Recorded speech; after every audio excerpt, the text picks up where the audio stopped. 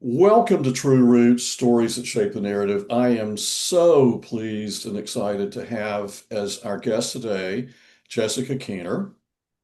Jessica writes fiction that explores the emotional architecture of ordinary lives.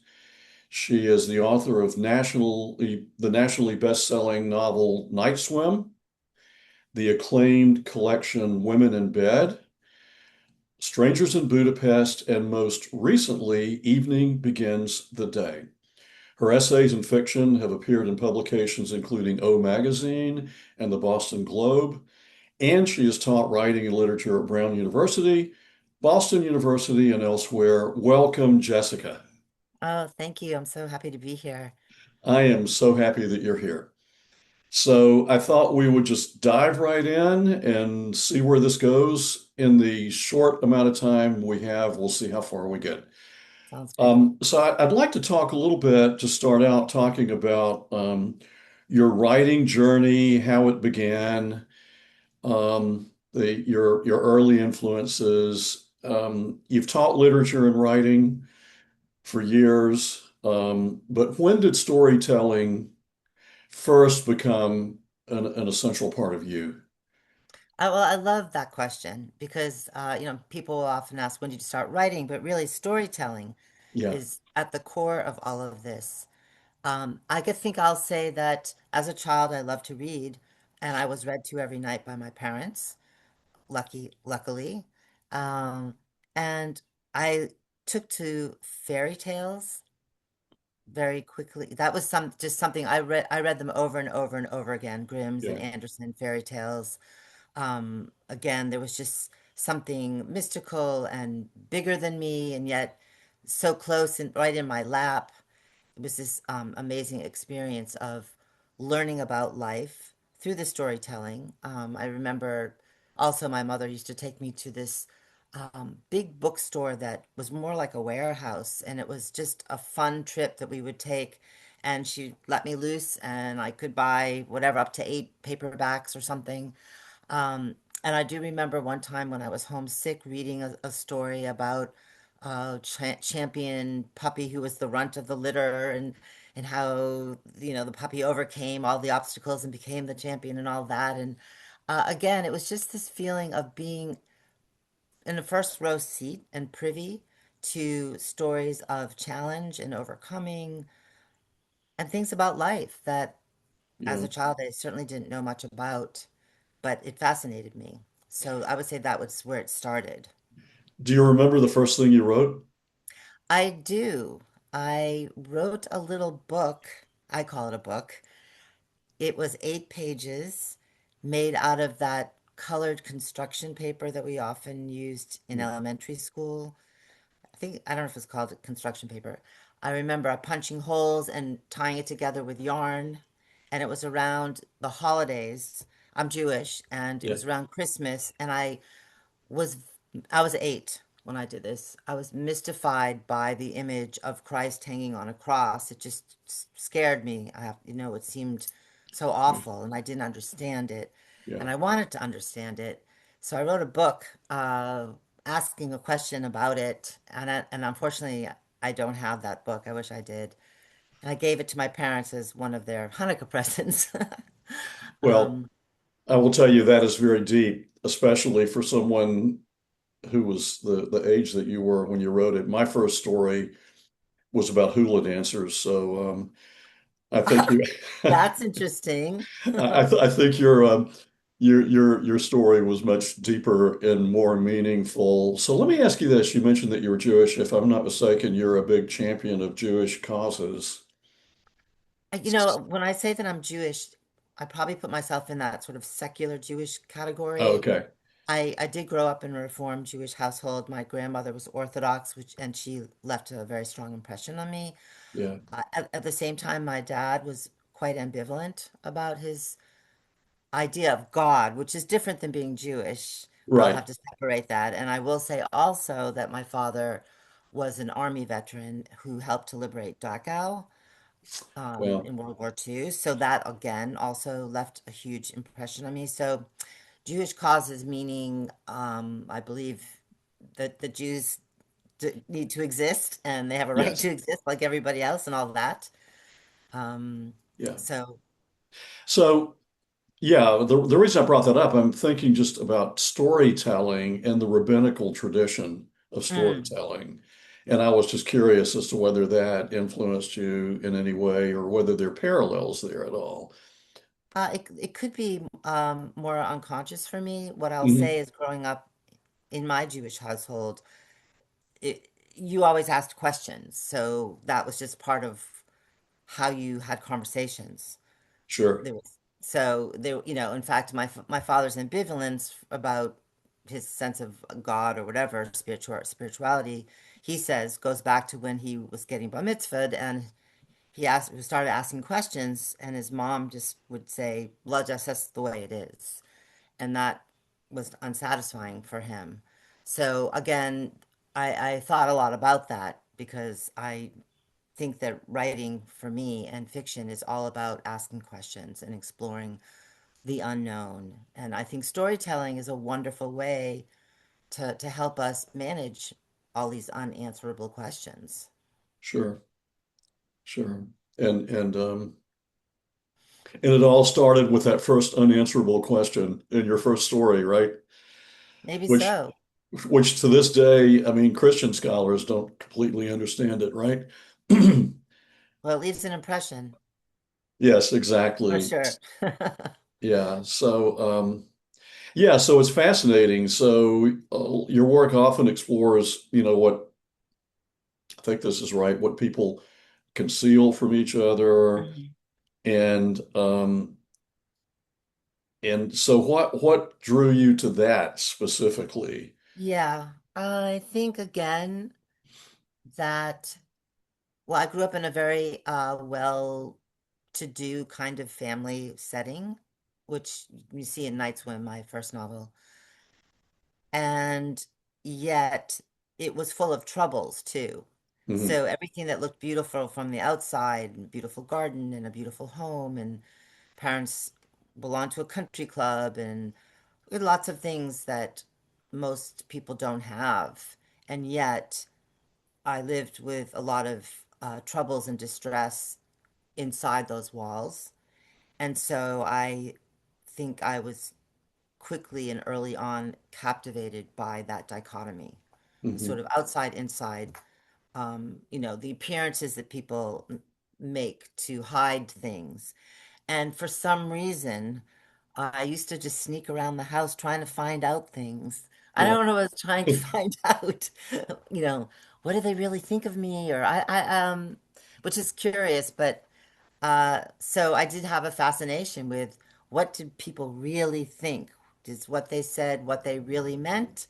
That seemed to be a preoccupation, and it still is, I think, Yeah. for me.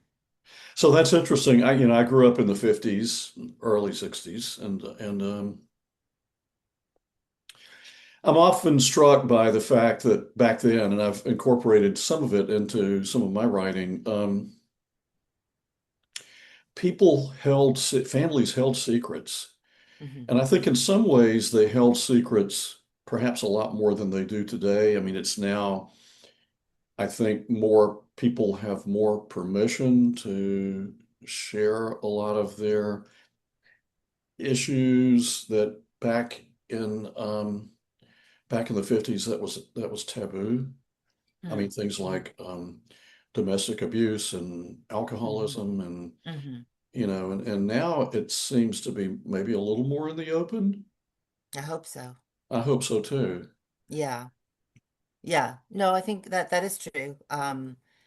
I think again there was this whole generation in which my father was from, coming back from World War II, and all of them were supposed to re-enter life and put what they experienced and witnessed behind and just move along, move ahead, or move along, or whatever that saying is that people say, get Yeah. over it. I don't know. Get over it and But just, but you don't. You carry all these things with you. Not that my father didn't talk about some of his war experiences, but um, the Vietnam War, that broke things open a lot and started to break apart some of the strict categories that we were supposed to fall into or thought we were supposed to fall into in terms of yeah. what kind of life path we were going to follow. So, Um, but I think it's still relevant today. I mean, now we hide behind social media. Yes, we do. We do. Yeah. We do indeed. So, one of the things I'm really curious about, and I think this is very important, and I don't want to be presumptuous, but it seems to me that it's an important part of your writing. You seem to resist sort of like black and white, clearly Mm, defined heroes and villains. mm, There's a degree of ambiguity, hmm which is part of real life, right? I mean, hmm none of us is so monolithic that we are either good or bad. hmm And we're all complex individuals, even villains, right? Quote, Right, villains are right. complex individuals with feelings and emotions and hmm motives that may not be understood. So talk a little bit about how important that is in your writing. It's it's very important. I'm glad you raised that. I think when I was writing my early short stories, my endings didn't have clear cut, all tied up in a bow kind of endings. And I struggle with that because a lot of people rejected those stories for that reason. And then until I think I was at graduate school at Brown and I discovered these South American short story writers who had seemed to have these ambiguous endings. And then there were some new American writers like Ray Carver or Ann Beatty, those types of writers, I think too.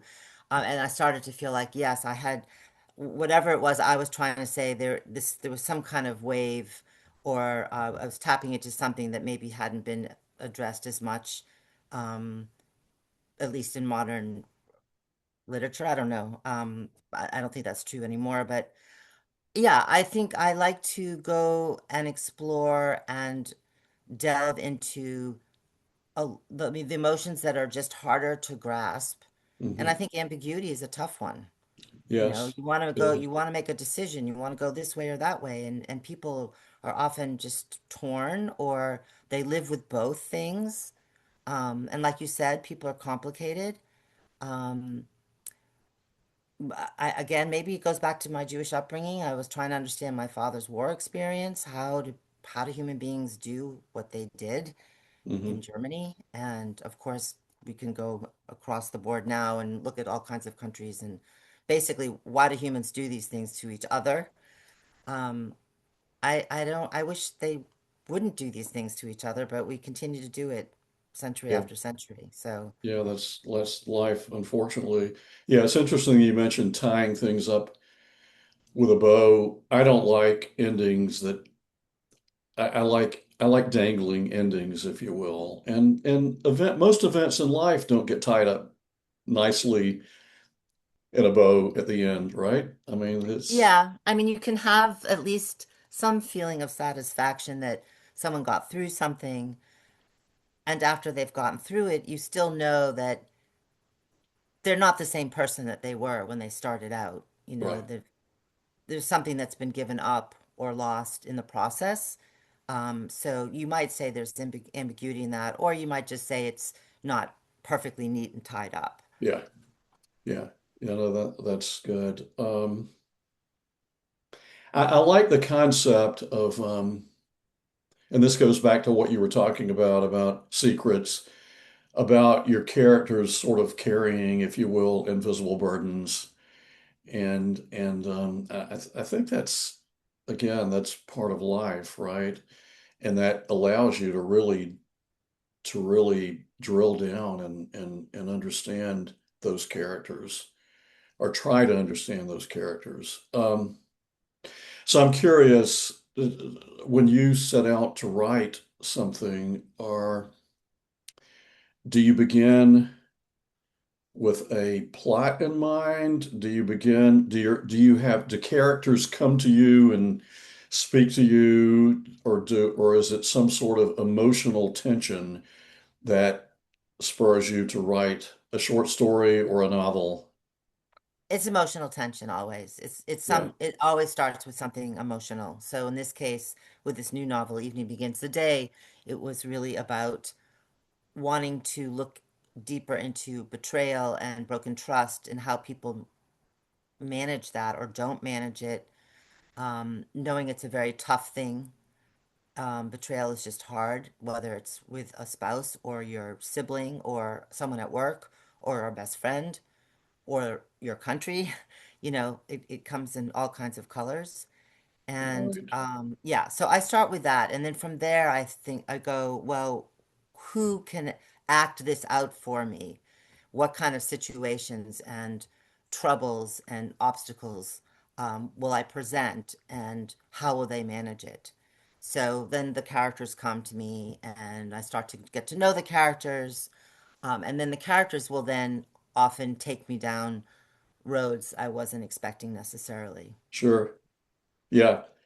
So you let your characters tell you what direction to go, And yeah, right? I do. Yeah. I mean, Yeah. they have, I think characters determine action. Like, Sure. if you're a certain kind of person, you might make a different choice, person A than person B.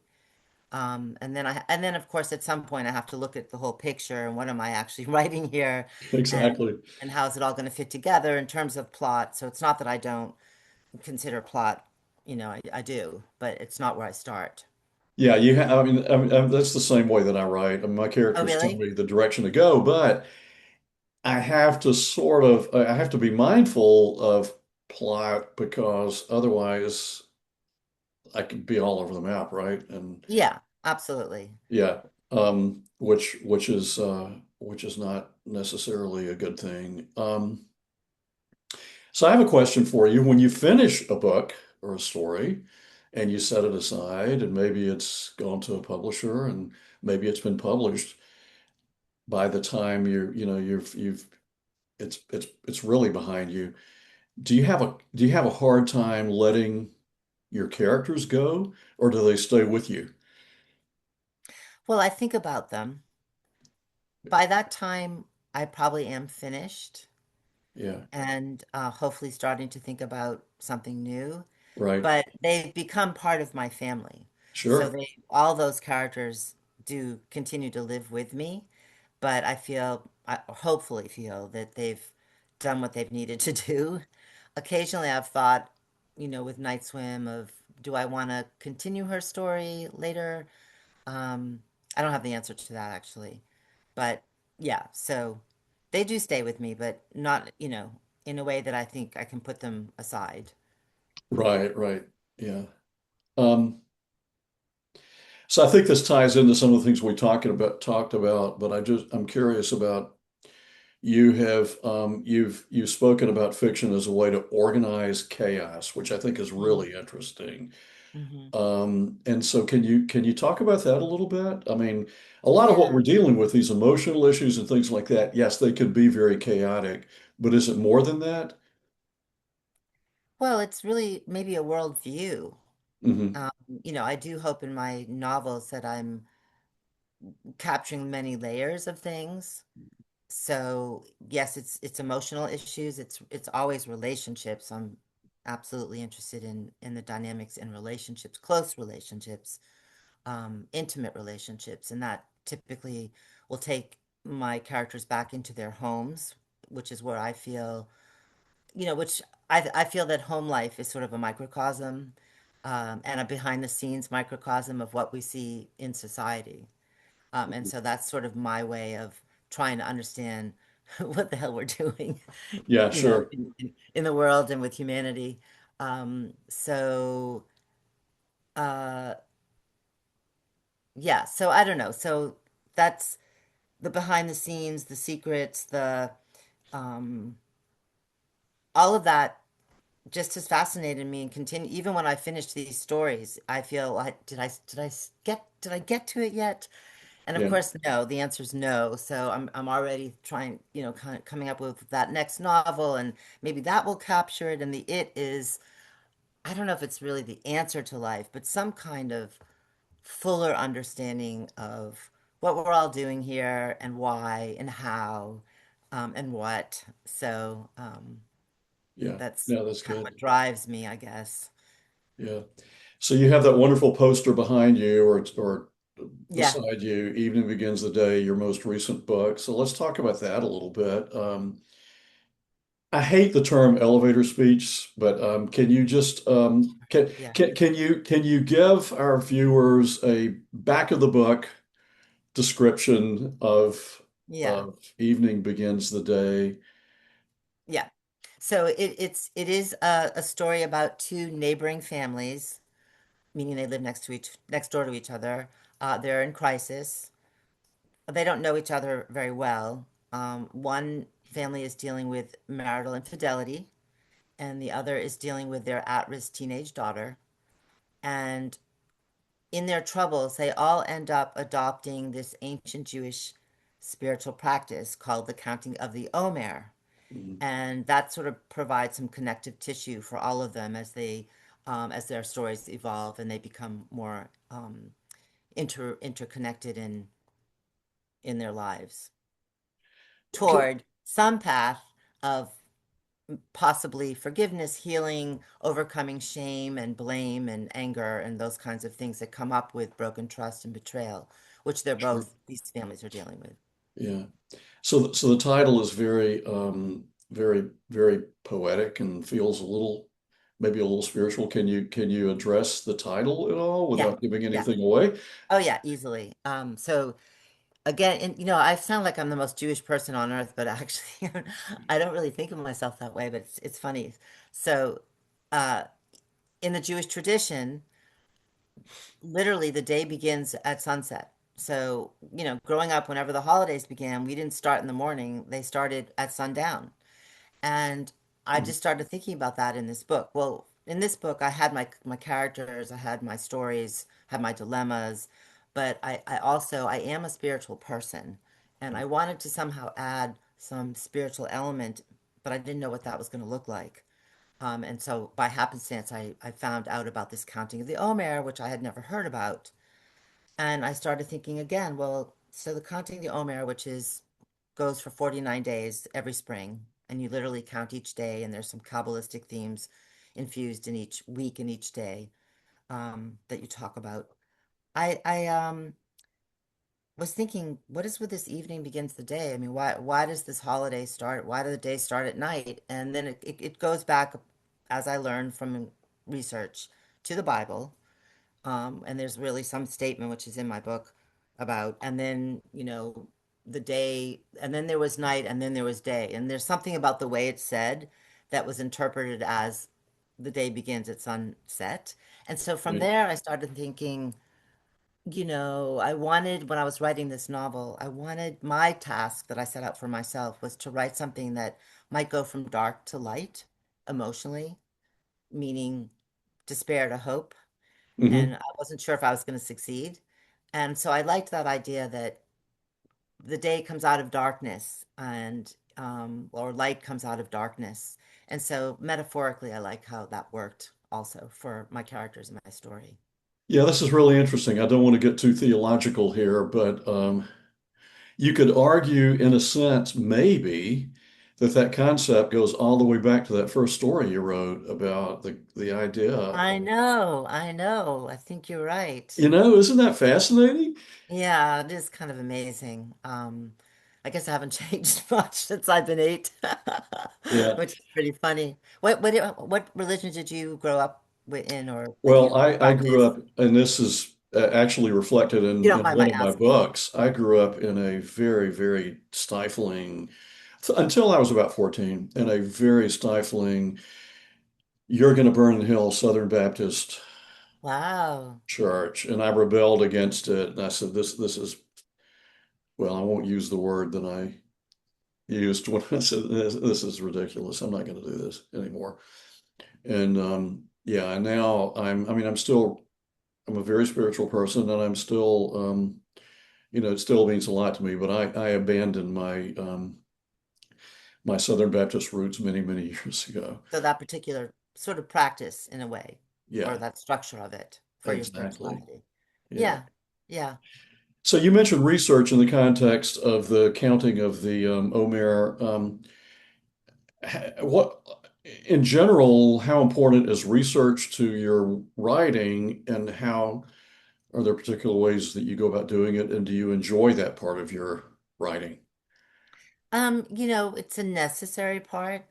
It depends in terms of enjoyment. I know a lot of writers sometimes talk about how they go down that rabbit hole. I don't necessarily do that. I usually am doing the research because I want to find out the answer to a particular, in this case, the counting of the Omer, which I had learned about by accident. And so when I went to learn about more about it and bought some books at a bookstore, Jewish bookstore in my town, um, that was just fascinating to learn about it. And it just, I Yeah, knew it was the right thing that I wanted to add to my novel. So then learning more about it was fun. sure. Yeah. And obviously important because I knew nothing about it. And if I was going to adopt it for my novel and then have all my characters involved in it, I needed to know more about it. So Yeah, so I think curiosity is really important to being a good writer, and that what you're describing is really tapping into your curiosity, right? I yeah, want to know more. I want to learn more. This is fascinating. Yeah, that's good. So, I also couldn't believe I'd never heard of it growing up yeah, Jewish. I just had never heard of it. So I thought, what in the world is this? yeah. So anyway, yeah. So in the book explores, betrayal and forgiveness and connection or disconnection. Hmm. Um, as you wrote the book, did your understanding of those themes change? Or how did the book change you? Yeah, I love that question too. I love all your questions. Um, I think it did change me a little bit. Obviously, since I haven't changed since I'm 8, it takes a lot to change me. Um, I think it sort of softened something inside me about forgiveness and Hmm. healing and what does that mean and this counting of the Omer was helpful in that regard. I mean, there's an aspect of it where what is an Omer? It's a measure of barley that 3,000 years ago they took this barley to the temple as as a sort of thank you, and how much you took depended on you. And I Hmm. loved that concept because, for every person, how the measure of forgiveness or healing is going to be different. Yeah. It's not going to be the same container. It's not the same a measure. Hmm. I love that I found fascinating, and it sort of opened things up. I thought that that felt hopeful to me that everyone can find a way. It doesn't have to be, next door neighbor's way or your parents' way, etc. Sure. Yeah. So speaking of the next door neighbor, I'm just this concept of these two families living Hmm. next door to each other, um, but in many ways remaining emotionally isolated from each other, Hmm. connected but isolated from each other. Um, and I think a lot about the fact that, or I believe that neighbors have become even more and more isolated, probably. We don't, we don't have, I guess it really, again, it depends, but I do yeah. think that, I mean, I grew up in a neighborhood, I feel fortunate that I grew up in the same house for my whole childhood, Hmm. um, and knew my neighbors, but then, you knew them to a certain degree, I suppose. But now I've been living where I live right next in Boston area, in a urban neighborhood for about 27 years now. And there are lots of people that I see all the time with their dogs, with their kids, and then the kids have grown up, and then there's a new dog Yeah. um, or a restaurant owner. But for example, unfortunately, there was a death of a restaurant owner, and I guess he must have he took his own life. And I thought, wow, he was always so friendly. I didn't know him. He was on the street. What was his whole life? What was going on there that led to that? And so that always grabbed me, Yeah. because Yeah. this is someone I had passed all the time, Sure. but I didn't know that he was having that. I'm making an assumption, some suffering, Right. you and yet beloved by it was a beloved restaurant. Yeah.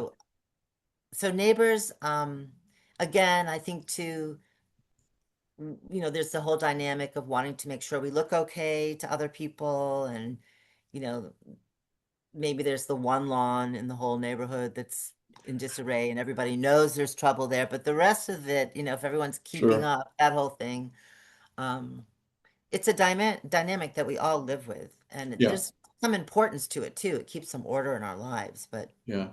it can Did it can did you get a little. grow up in the Boston area? Yeah, I grew up in a suburb called Newton. Okay. So it's only like, I mean, you can take a subway, a trolley into town from Newton, and driving wise, it's Yeah, about. actually, I know that area a little Oh, bit. do you? Yeah. Okay. Yeah. Yeah. Yeah. So, About craft a little bit. I always love talking to writers about how they write and everything. So I like writing all my books incorporate except for one, incorporate multiple points of view. mm, And I would love to hear you share with our viewers how you deal with how you manage multiple points of view okay. um, Uh, without it seeming to be head hopping. mhm. Yeah.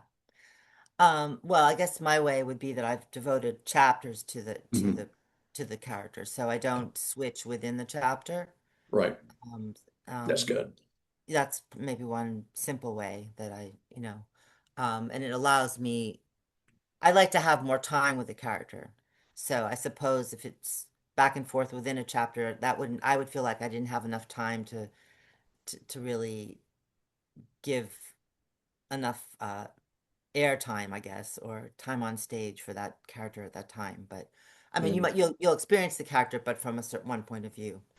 Um, so for example, in Strangers in Budapest, which has two points of view, I did have more points of view that I pulled out. I felt they started to pull away from the story Uh-huh. and they were getting into their own story that really wasn't truly relevant to the story that I was trying to tell. So that was kind of a big decision when I suddenly realized, oh my goodness, I really like this character. This is really fun to write from his point of view, but it's really not adding, you know, it just belongs somewhere else. And so when I pulled it out and I realized nothing fell apart, that was a good indication. Right. Um, that character remained in the book, but not was not given a point of view. So Sure. his own point of view. And then in my recent one, my newest Evening Begins Today, I have four points of view, three primarily, um, but they're all. Let's see. So we have Rachel. She has the most chapters, and she's, I guess you could say, the lead, the prominent point of view. She's almost 60, and she's the one whose husband had an emotional affair. And then there's Cynthia. She has a point of view. Um, she's in her 40s. She's climbing the corporate ladder. She's great at work, and there's just trouble at home. And that happens a lot too. And I'm interested in that, how we can perform really well in one venue, and then in another venue, we're just a disaster. And Cynthia's not doing well with her teenage daughter. And then there's the teenage daughter's point of view. And then I have a school principal's point of view. And his is sort of the smallest, but I wanted to give that sort of community voice to when we're working out our troubles Sure. domestically. I, Yeah. I feel Do, like sometimes institutions can have an influence.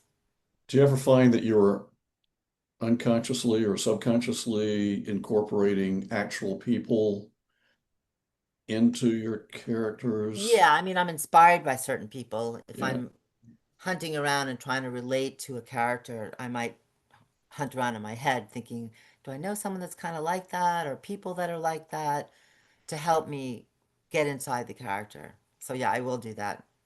Do you ever have anybody that you know whom you know come to you say, Is that me?" Oh, well, of course. I mean, Yeah. family. Yes. Mostly it's like, especially, let's say my first novel, there were four siblings. I'm one of four siblings. There are three daughters and a brother, but in Night Swim, there's three brothers and a daughter. But of course, all of my siblings were sure that this character was that person in the Right. family and all this. And, it's sort of maybe a little bit true, but Yeah. not all true. Yeah. So what, so do you have a writing discipline? Do you write at a certain time every day in a certain place? Yeah. Yeah. I'm very happy working at my desk at home, Hmm. which is actually where I'm sitting now. I I know some people love working in cafes and stuff. That wouldn't work for me because I'd be listening all day. Uh-huh. Um, no, so I work You at would be home. listening for new stories, right?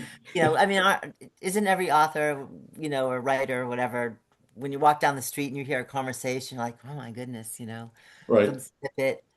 Sometimes I've run home and go, oh my God, I've got to find some character to say that. But I don't know if you do that, but um, so morning is best for me for a first draft when I'm fresh, and first drafts are hardest for me to get out of my body almost. Hmm. And so I set a 500 word count task daily for myself. And then Do you type?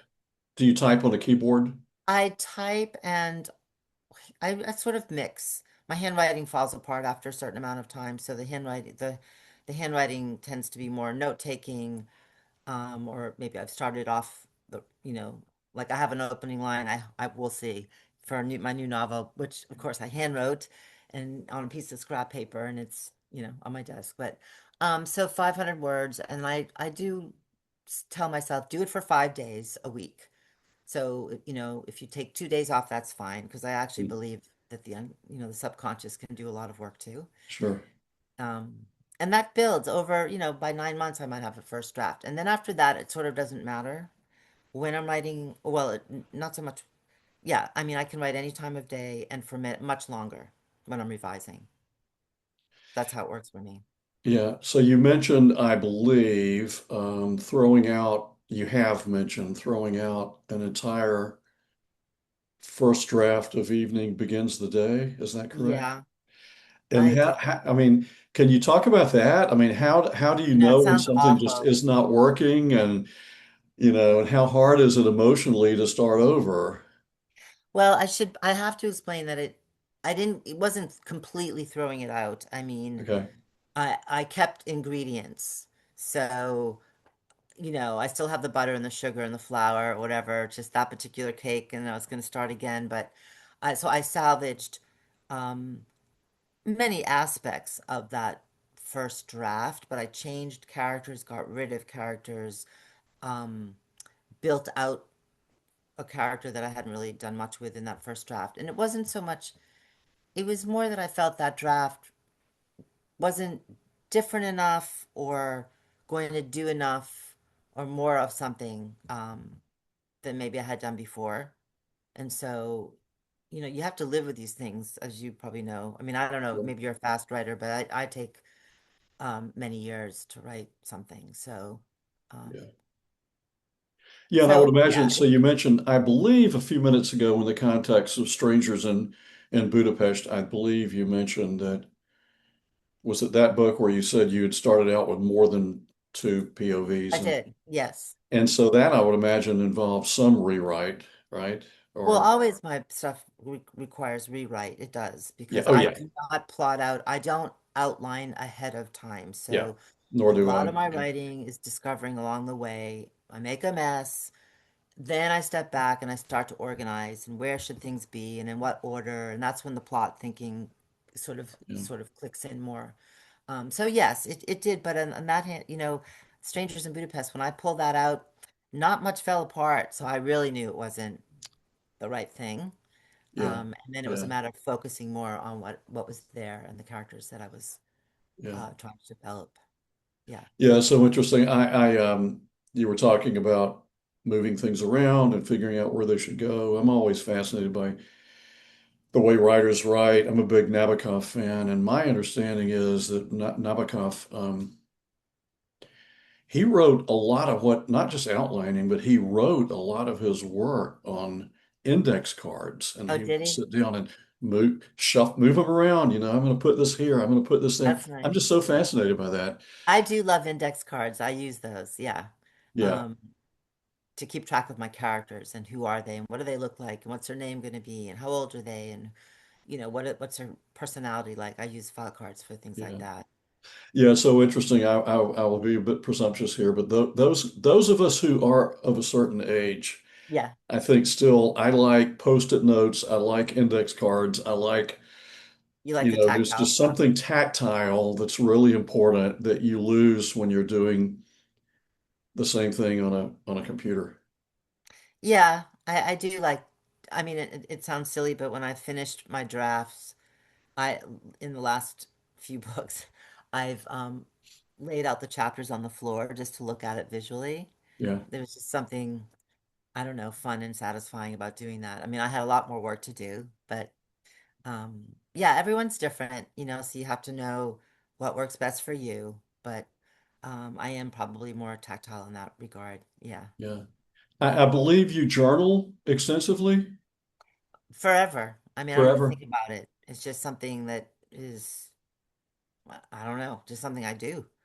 And So can yeah. and can you address what that journaling does for you that formal writing doesn't do? Uh, well, there's no requirement. Um, Supposedly no one's looking at it except for me. It's Yeah, just some sense of keeping record. Uh, I can jot ideas down. Again, I think this because there's no requirement, no pressure, anything yeah. goes. And for me, actually, when I was younger, it probably functioned a lot in a different way. I used to record. I used to have really detailed dreams um, and I was just struggling more in my 20s and teens and all that. And I kept very detailed reports of how I was feeling. And so the book that I'm going to write next is actually going to be a memoir-ish thing. I'm calling it a visitation about the experience I had with a bone marrow transplant. And I kept very detailed journals at that time. And so I relied on my own archives um, to go back and revisit that time in my life to get the draft down. Does it have a working title? The flow room. The flow room. Yeah, Very good. because I stayed in a room we call the laminar airflow room in the Uh-huh. hospital for 2.5 months, and we used to call it the flow room. Oh, But again, right, I kind of right. liked how you can think of other things about the flow room. Yeah, I read in your bio a little bit about that experience. Mm. That must have been very harrowing and scary, and yeah, Yeah, all of that. yeah. So And it was also, what's that? the next memoir of sorts will be largely about that, or Well, it'll be my first memoir. I was resisting the word memoir, but yeah, I'm calling it a visitation. Uh, First time I'm doing that where it's really is about my experience. right, It's right, not fiction. Um, but yeah, it's also kind of the coming of age through the lens of illness because I was coming of age at that time, coming of age as a writer, as a woman, yeah. and then with illness, fatal illness. Well, I'm obviously glad that it all worked out. Me too. I know. A million years later, 45 years later. Yeah. Quite incredible. Yeah. So I cannot believe we're running out of time. There's so much more I want to Oh, ask. I love all Um, your questions. They're so wonderful. well, thank you. Are I curious. am, I'm sorry. You are curious. I am curious. Yes. Um, I would like, I do have one question that's sort of maybe an off the wall question, but are there things about writing itself that still surprise you to this day? I mean, when you first started out writing, I'm assuming you had certain preconceived notions about what it meant to be a writer, not journaling, but a writer of things that other people will read. Um, are there things that surprise you today that maybe As in terms of being published or author being a writer, just being a writing, writer? just being a writer. Yeah, Um, I guess perhaps, well, the struggle doesn't, I think the surprise is it doesn't get easier. Um, I don't know if I thought it would be easier when I probably when I was younger. I thought everything would come along much faster. Right. Um, and I think the idea that I'm still a little bit over my head with it. Hmm. You know, that and, and I guess I'm glad for that. I'm glad for that surprise. It's Yeah. not like I've conquered writing hardly, you know. Yeah. So maybe that's the surprise and a good one. Okay. So I have a personal question. So I love this quote, and I don't know to whom it is attributed, but you know, teach a person to read and they will derive a lifetime of pleasure. Teach a person to Mm. write and they will forever be consumed with self-doubt. Who said that? Does that resonate with you at all, or have you reached a point where Yeah, you're, sure. Yes, yes. Yes. I mean, and that's humility. I mean, as I hope when people get older and they've lived and experienced a lot that they don't, you know, they become more humble, I hope, yeah, in the face of the largeness of the world and the universe, as opposed to thinking, again, I've conquered it all. Um, sure. Um, so your books, what do you hope that readers will carry with them after they finish one of your books? I hope that they find something identifiable that perhaps opens up um or provides some kind of maybe I don't want to say answers, but comfort Hmm. that where they are in the world, that they're not alone, that there's something in my books that speaks to something in their heart that maybe they haven't disclosed to many people or even to themselves, and Sure. that they can feel, that's okay. That's part of being human. Hmm. So, and pleasure. I hope they derive some pleasure from Yeah. it. Yeah. Yeah. Um, so what are you reading right now? I just read the best short story collection by Jessica Treadway called I literally it's called I Felt My Life with Both My Hands. It's just a gorgeous collection of stories. I'm reading a lot I'm of gonna my write that friends. down. Yeah, it's really a beautiful. The stories feel like they're their own worlds, and the whole book itself feels like a world of Yeah. very, again, the human dilemma. Um, I like that kind of reading. Yeah, that's good. Um, Margot Livesey's books, I just love her novels. She's Hmm. fantastic. Scottish American, writer. Um, and a lot of my friends who, recently had books out. So at the moment, I have a manuscript I'm supposed to be reading to blurb. I do a lot of that as well. Uh, Um, Two more questions and then we'll wrap up. I always like to ask this. So what do you wish I had asked that I hadn't asked? Are there topics that you would have really wanted to touched on that we didn't touch on? I don't know. As I said now many times, I really love your questions, Well, and thank you. you've kind of zeroed in on sort of the essence of things that I'm curious about and continuing to to chase, I guess, as a writer in my work, which is the ambiguity and the emotional nuance of things Sure. and things not being tied up and spirituality, all those things. Hmm. So I appreciate that you honed in on that. I really Well, appreciate that. thank you. Um, I had a lot more questions I wanted to ask, but it's just we're running out of time here, unfortunately. Maybe we can do this again sometime. I'd love to. I'd love to. My last question is very important. How can our viewers and readers learn more about you and your books?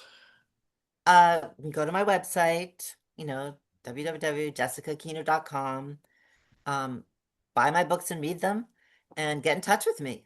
And also I'd love to, if you have book clubs, I'd love to speak with your book club. That's always fun.